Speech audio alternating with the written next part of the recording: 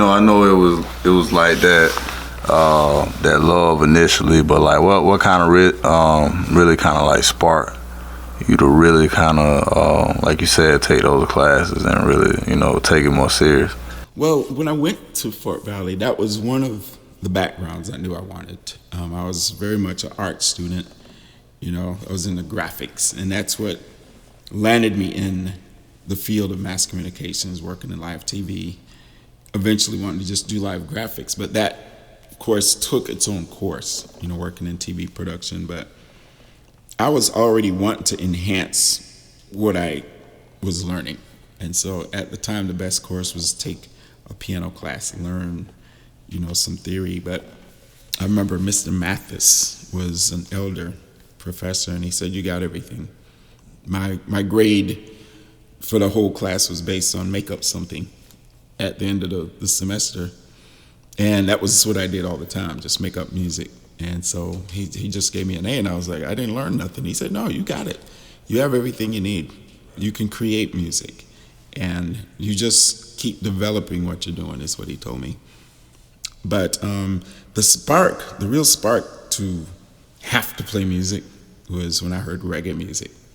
And it was just the mechanisms of how to play it, but also the messages, and that connected with me just pretty much as what we say Black American, but learning about there's other diasporas of people that had a similar experience to us. And from age 13, I wanted to know everything about, these people, the music, the stories I felt were my stories, because they were singing about our history, even though they're not in America per se. The songs like Buffalo Soldier, that's our history.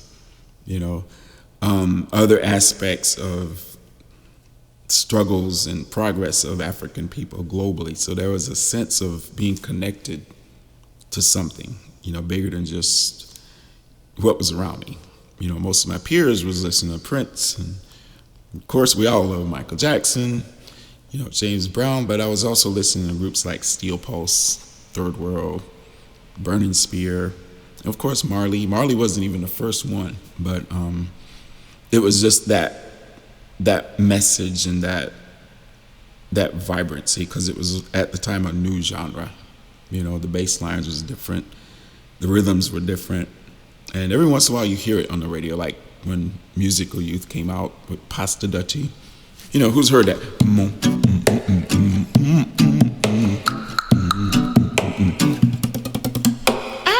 That kind of thing, And so I was captured by that music, and it fused with my environment, listening to R&B, listening to, we used to just call it soul, early hip hop, early rap, the British invasion music, like Thompson Twins, all the music coming in from England. And so that's pretty much what kind of was in my soup when I started, all those little sounds just mixing up together. But reggae was very much a big ingredient, And I learned music production, taught myself music production, and just went.